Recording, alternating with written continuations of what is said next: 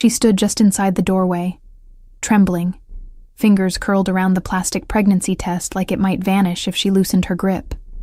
The two faint pink lines stared back at her, undeniable, irreversible, life-changing. Her heart beat in her throat, loud enough she feared Ethan could hear it.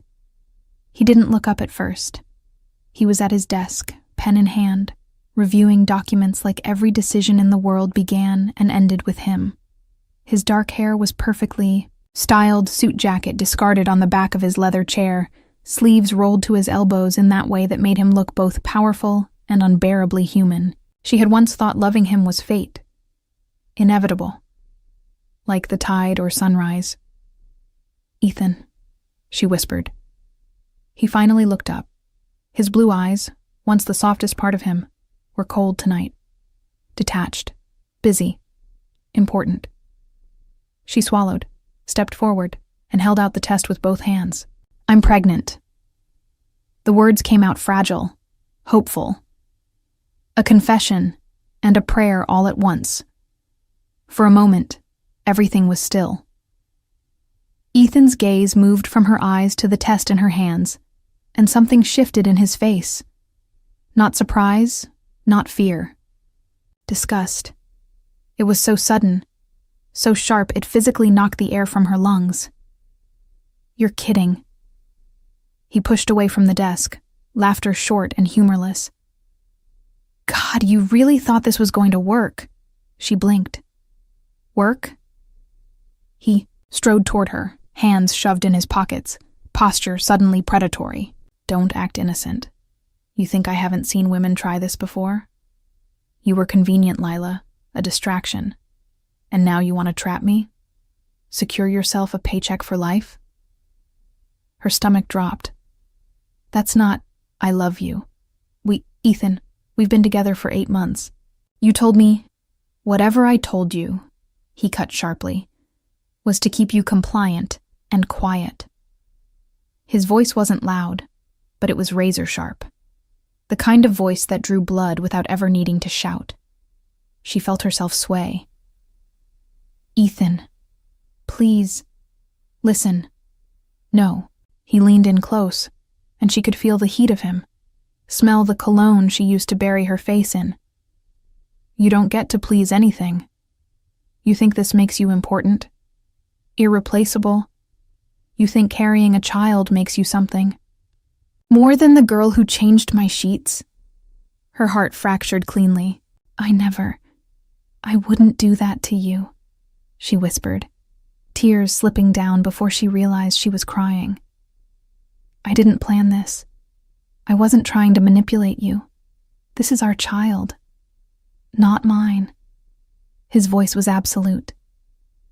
"And even if it were, you will not keep it."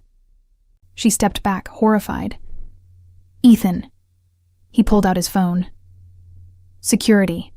I need someone to escort the housekeeper off the property. Immediately." Her pulse roared in her ears. "Ethan, don't do this. Please, please just look at me. I love you." Her voice cracked around the words. He didn't flinch. "That was your mistake." When the guards appeared, she didn't fight. She didn't scream. She didn't plead. She simply stood there, numb, as they took her by the arms. Her bare feet slid across polished hardwood, then tile, then icy stone. The mansion door opened, and winter wind slammed into her with teeth. "Shoes," one guard murmured, almost apologetic. Ethan didn't even turn to look. The door closed behind her. Snow seeped into the soles of her feet, sharp enough to cut. The sky above was a flat, endless gray. She stared straight ahead, breath shaking, heartbeat slowing like something inside her had just died. Maybe it had. Love, she realized, does not always end in screaming or shattering or fire. Sometimes it ends with a door closing. And the silence that follows. The night was cold, and the snow was deep, but Lila walked as if she were weightless, her mind empty, her body numb, her heart torn in a way she could not yet understand. The city lights were far. The mansion behind her was silent. She did not look back. Her hands held her stomach gently, as if protecting something fragile and sacred. Each breath was sharp. Each step felt like breaking glass. She moved until her legs could no longer carry her. She collapsed near the back entrance of a closed cafe. The snow gathered around her hair, her lashes, her coat. She could feel nothing. Not the cold, not the fear, only silence. Time passed without shape. The night grew darker and the world felt very alone. Car engine cut through the quiet. A black car lowered to the curb. Its headlights softened. Not harsh, not interrogating, just observing. The door opened slowly. A man stepped out, tall, composed, wearing a long coat heavy enough to fight the winter. He approached without hesitation. "Are you hurt?" This voice was steady, warm in a way Lila did not remember. Warmth could sound. She tried to speak, but her throat was tight. No words came, only a faint nod. He knelt beside her. His gloves brushed the snow from her hair. He noticed her bare feet, the swelling of her hands, the exhaustion of someone who had not slept or eaten in days. He did not ask questions that judged. He did not look at her like she was a problem. He simply lifted her in his arms. She felt weightless again, but this time not empty, just tired. The cafe owner had seen everything through the window. He opened the door and called out in worry. "Sir, do you need help? Should I call someone?" The man did not hesitate. "Call my driver to the private clinic. Tell them to prepare emergency care, and tell them this woman is under my protection." "No." His tone carried quiet power, the kind that does not need to threaten it. Simply is. The cafe owner recognized him. Everyone in the city did. He whispered, his name to himself, as if afraid to speak it too loudly. Adrian Stone, the billionaire, the rival, the man. No one crossed. Adrian carried Lila to the waiting car. She felt the warmth inside soft seats, clean air. The quiet hum of safety. Her eyes fluttered, open. She looked at him, weak and unsure. "Why are you helping?" Me, Adrian did not look away.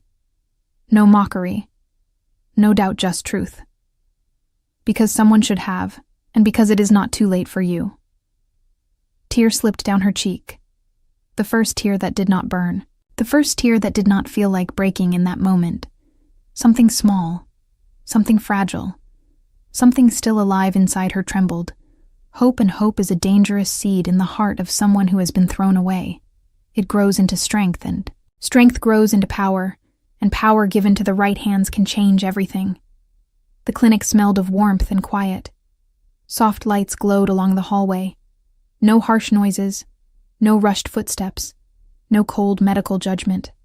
Lila lay on a bed covered, with clean white sheets, her body finally allowed to rest. Nurse checked her gently with hands that did not rush or recoil. "You are dehydrated and exhausted, but the baby is strong. There is a heartbeat." Steady, true Lila pressed a hand to her stomach, a life her child. Something she thought she might lose to the cold and the night, and the memory of Ethan's voice. That memory tried to rise, but the warmth of the room held it back. Adrian stood near the window. He did not sit. He watched the city from the glass, as if he were studying every light, every movement, every possibility. He had always been a man who calculated, but now there was something different in his expression. A quiet fury, the kind born from seeing someone hurt who did not deserve it. When he finally turned his eyes to Lila, his voice was calm. "You are safe here. No one can touch you. Not legally. Not personally. Not in any way." Her throat tightened as she spoke. "He threw me out as if I were nothing. He said the baby did not matter, that I did not matter." Adrian moved closer, his steps slow, intentional, as if approaching something delicate. People like him, the ones who believe power gives them ownership. They do not know how to value what is real, but those who survive them learn strength they will never understand. Lila. looked up at him. "Why are you helping me you do not even know?" Madrian held her gaze. There was no pity, only recognition. "I know what it is to be thrown away, to be treated as less, to have everything taken and still stand back up. I recognized that in you." Her breath trembled, and for the first time since that night in the snow, she felt seen. Days passed, not many, but enough. Lila regained strength. She ate. She slept. She smiled once, only once, but it was enough to make Adrian stop breathing for a moment. He arranged documents quietly. A new medical schedule, a private apartment in his building, safe, protected, unreachable. When Lila was strong enough to leave the clinic, he walked beside her to the car. He opened the door for her. There was no grand gesture, no dramatic rescue, just a quiet promise. You will not face the world alone, as the car drove. The city passed in long, slow blurs, light and shadow shifting around them. Lila rested a hand on her stomach and whispered, "I will protect you, little one, no matter what." Adrian heard her but did not speak. He simply looked ahead. His jaw set, his eyes dark. His mind already building walls of power and strategy around her, not for possession, not for debt, but for a purpose. The first stone of something new had been laid. Not love, not yet, but loyalty. And loyalty, when forged in suffering, is stronger than destiny. The apartment Adrian arranged for Lila was nothing like the mansion she had once cleaned. It was high above the city, with wide glass windows that caught the sunrise every morning. The rooms were quiet, elegant, warm, not decorated to impress, but to let someone breathe again. Lila walked slowly through it, her hand resting on her stomach. She still moved, as if her heart was bruised, as if any moment the world might break again. But the silence here was gentle, not empty. Adrian did not hover. He did not force conversation or plans. He simply appeared when she needed something before she knew she needed it. A fresh blanket, a soft meal, a chair placed by the window where she could sit without feeling watched. He stayed in the doorway while she ate, never assuming space that was not given, never demanding gratitude, just presence. Steady, unmoving.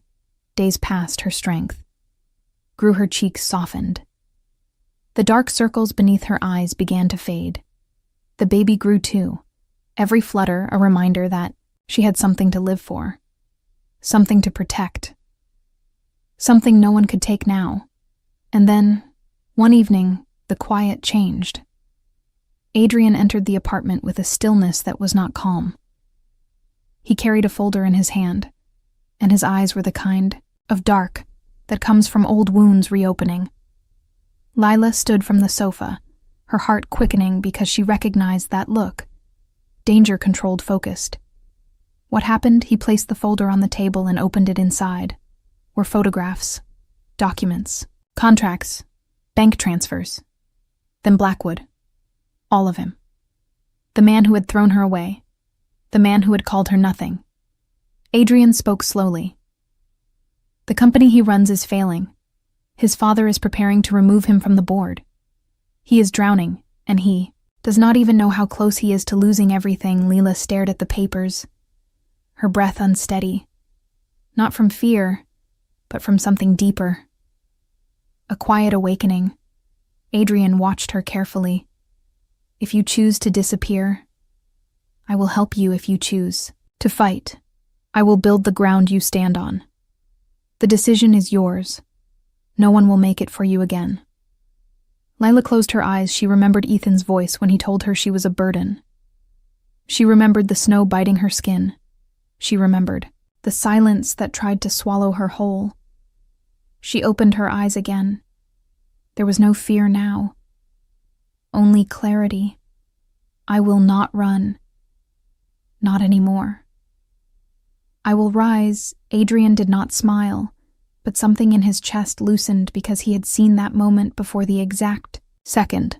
A person refuses to remain broken. Good, then we begin. He did not touch her, but the air between them shifted, a silent pact. Sealed, that night. Lila stood at the window, looking down at the city light glittering like shattered stars, her hand resting on her stomach for the first time since that terrible night. Her reflection did not look lost. It looked like someone returning, and somewhere in the city, Ethan slept without understanding that the woman he had discarded, the one he believed would disappear, was rising, and the world would soon learn her name. Morning came softly through the wide glass windows. Gold light touched the floor where Lila stood, her hair loose, her hand resting protectively on her stomach. The city below moved with purpose, but she no longer felt small within.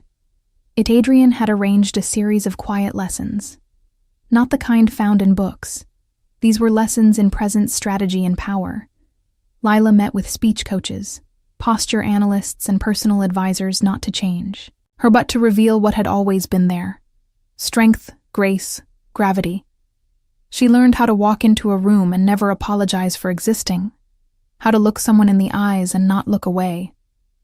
First, how silence can speak louder than shouting.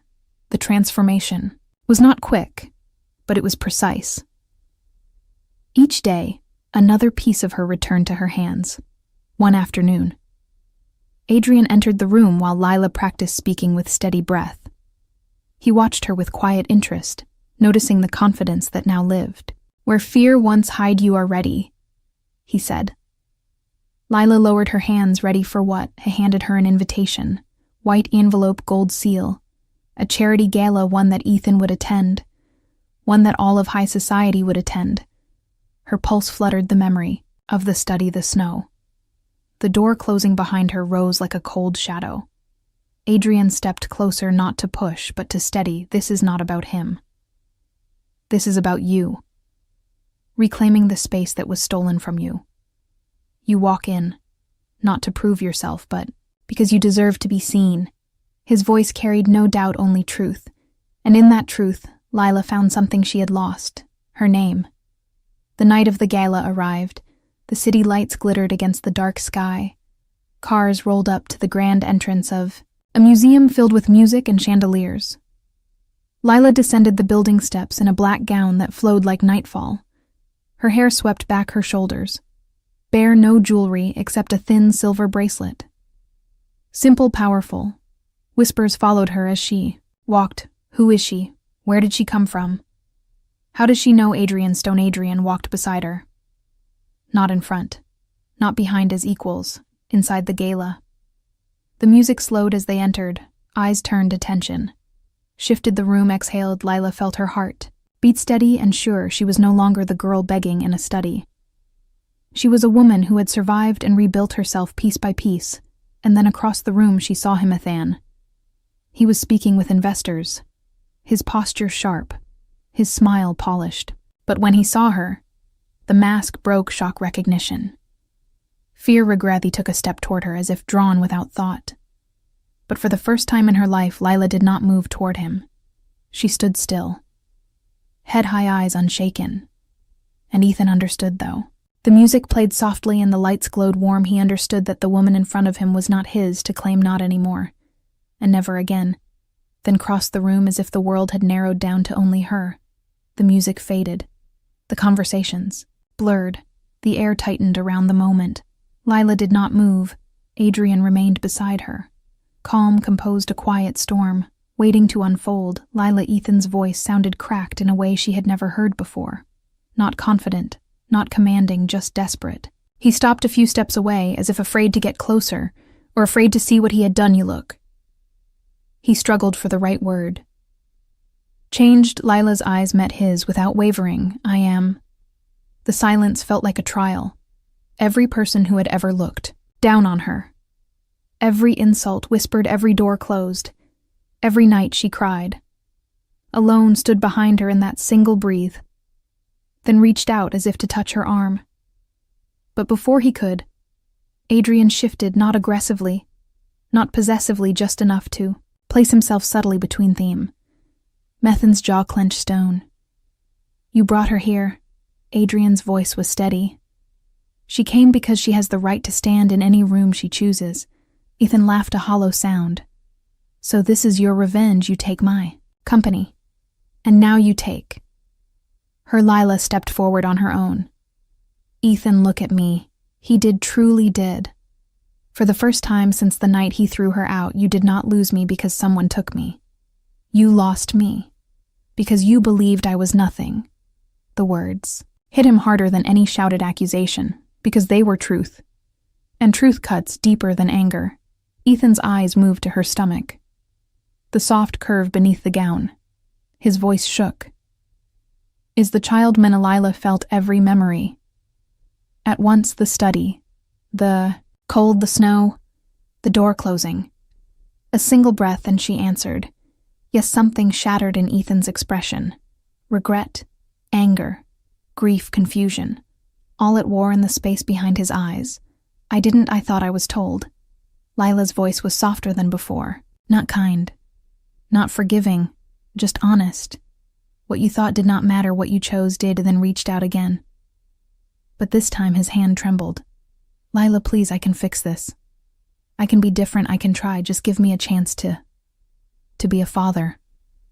Before Lila could respond, Adrian spoke, his tone quiet but final. Fatherhood begins with staying, you left. Then turned toward Adrian with a flash of fury. But it died instantly, because deep down he knew it was true. Around them, the gala continued. But the three of them stood suspended in a moment that would never come again. Lila took a slow breath. Her heart no longer broke for him. There was only clarity and an ending. You do not get to return to a life you threw away. Ethan's shoulders dropped, his chest rose once, then fell as if something inside him had finally collapsed. Lila turned away. Adrian walked with her, the distance between them and Ethan growing step by step, word by word, truth by truth. And in that moment, Ethan understood the true punishment. Not rejection, not loss, but watching the woman he destroyed rise higher than he could ever reach. The gala continued around them, but the night had shifted. Lila and Adrian moved through the room with quiet grace. Conversations softened when they passed. Eyes followed not with judgment, but with curiosity. Respect. Lila could feel Ethan's stare. From across the ballroom, a silent pull of regret and desperation, but she no longer looked back. When the evening ended, the city air outside was cool and alive. Adrian opened the car door for her, and she stepped inside. Safe, steady, unbroken. But the story was not finished. In the following days, something began to change in the city. Rumors spread. Business partners withdrew. Investors whispered behind closed doors. Ethan's company was dissolving slowly, quietly, beautifully. Adrian did not celebrate. His strategy was never petty. His moves were deliberate, measured, necessary.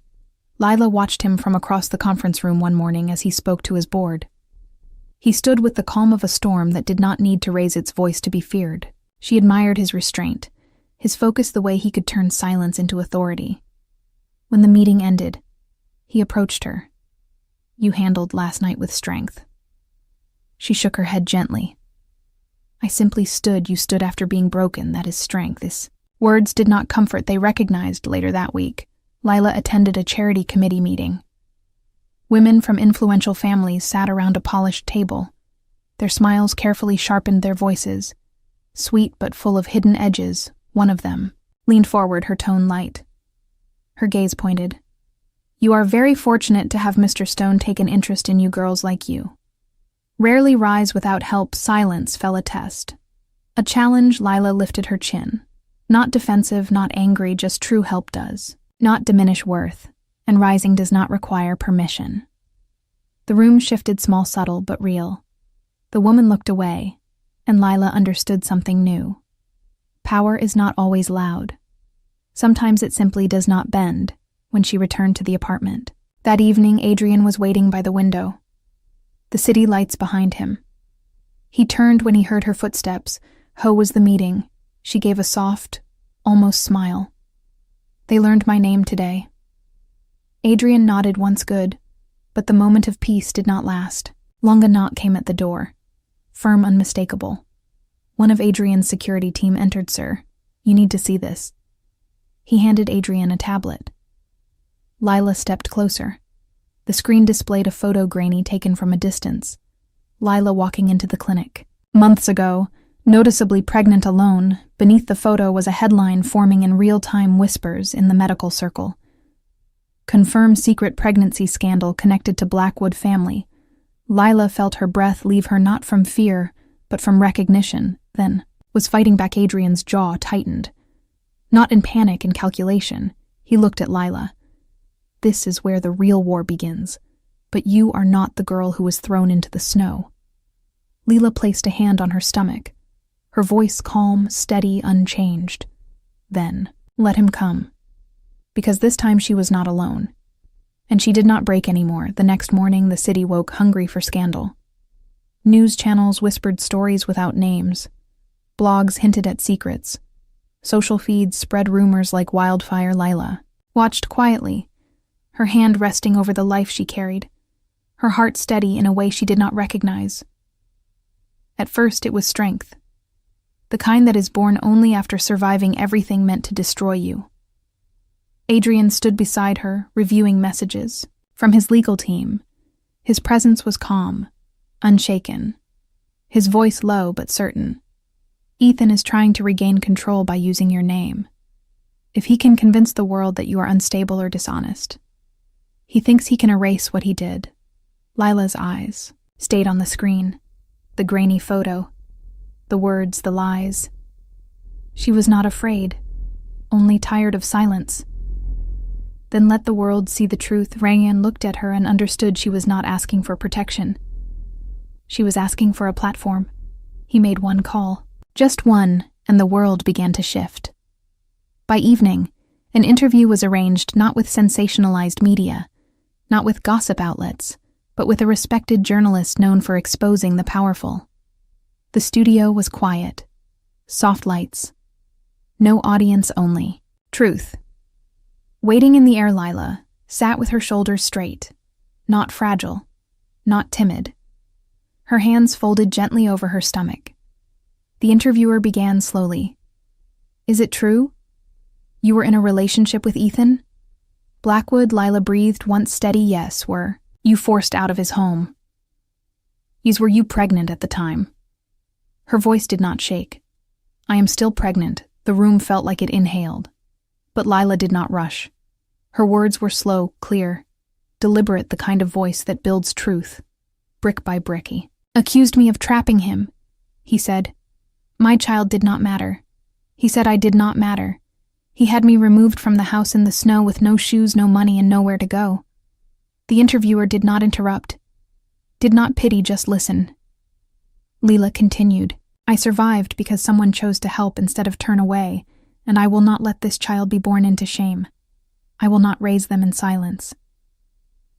What was done to us was wrong, and I will not pretend otherwise.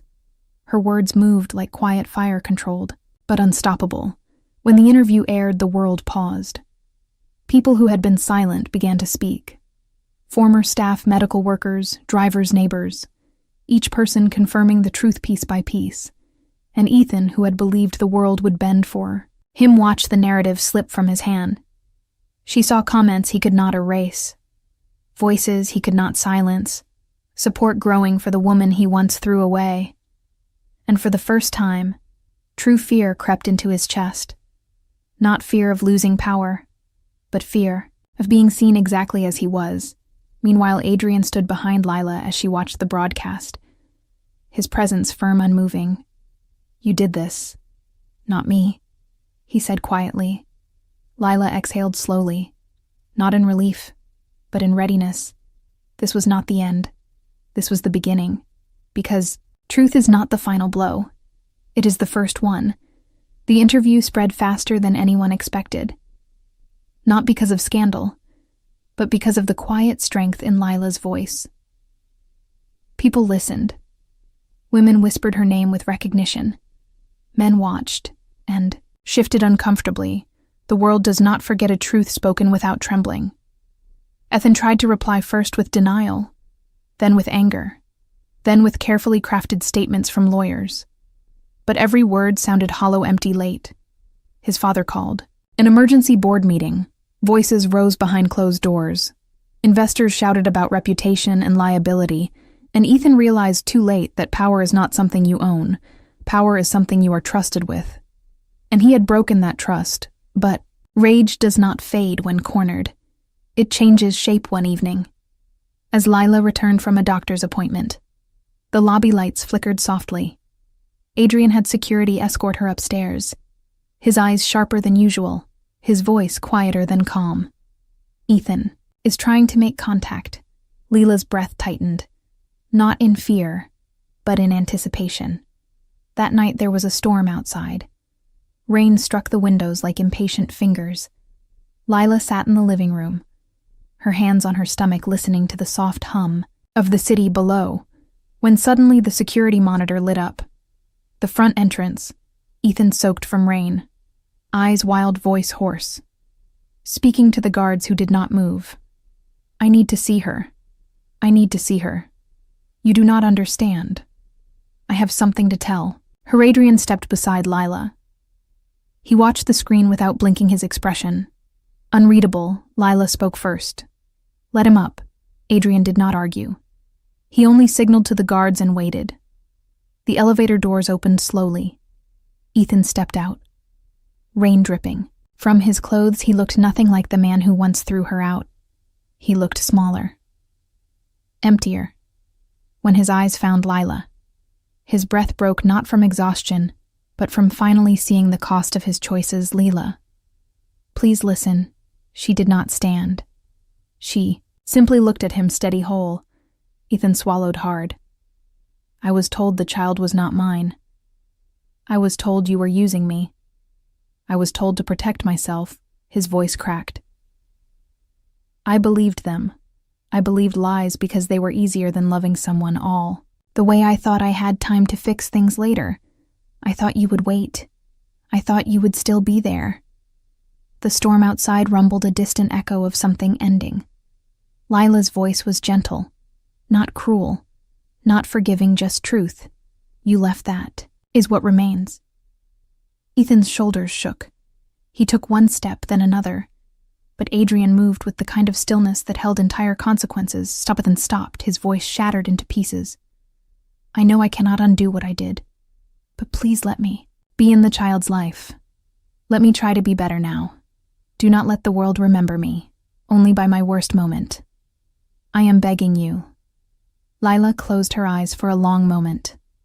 The baby moved a small flutter, a reminder. She opened her eyes again. "Clear, unbroken, you can rebuild your life, but not through Ethan's knees." Nearly gave out. But he did not collapse. He only nodded once, slow, as if accepting a final sentence. When he left, there was no shouting, no final strike, no dramatic fall. Just a man walking away from the life he destroyed. Lila stood at the window watching the rain ease the world, quieting. The storm was passing, but something new, something irreversible was beginning. Because endings are not the final chapter. They are the doorway to the moment. Everything changes. The day of the wedding arrived quietly, not with trumpets or crowds, but with the soft hush of a world waiting for something meaningful to unfold. The venue overlooked the sea waves rising and falling like deep breaths, the sky stretching wide and clear as if it had been washed clean. Lila stood before a mirror, her gown simple and bright, not heavy with diamonds, not made to impress but to honor the woman she had become. Her hair fell in soft waves. Her hands rested on her stomach, the child within, her calm and steady, as if knowing this was a moment of arrival. There was no fear, no trembling. Only peace. Adrian waited at the altar, not as a savior, not as a rescuer, but as a man who had stood beside her, not in front, not behind equal. When she walked toward him, the world felt silent, not from emptiness, but from awe. Their eyes met, and something unspoken passed between them, a promise not of perfection, but of partnership, of choosing one another again and again. When the officiant asked if anyone objected, no voice rose, no whisper stirred, because even the sea knew this was right. Adrian took her hands, his voice steady. "There is no part of your past. I ask you to forget every moment brought you here. and I will honor the strength that carried. Eulalia's voice was soft but strong enough to move the wind. You did not save me. You saw me, and I choose you for who you are, not for what you give, but for how you stand. There were no grand speeches, no rehearsed vows, only truth. They sealed there, promise with a gentle kiss, not rushed, not claimed but shared. After the ceremony, they walked along the shore. Sand warm beneath their feet, water brushing close like a blessing. The sun began to set, painting gold across the waves. From a distance, Ethan watched, not close enough to interrupt, not bold enough to approach. He stood behind a row of stones, hands in his pockets, eyes hollow with the weight of what he had lost. He said nothing. There was no scene, no confrontation, no final plea, just a man bearing the consequences of his choice. She turned away, not toward redemption, not toward revenge, simply toward the long road of remorse he would now walk alone, on the shore. Adrian placed a hand over Lila's. Their fingers intertwined. The wind wrapped around them like a quiet embrace. This is where it begins, he said. Not where it ends, she replied. Their child shifted gently beneath her hand as if agreeing. The sea rolled forward steady, endless alive, and the world at last felt wide open. Lila had been thrown away, but she rose. She was broken, but she rebuilt. She was abandoned, but she found love not built from control, but from choice. She did not return to the woman she was before. She became more, and she did not rise alone. She rose, honored, protected, seen.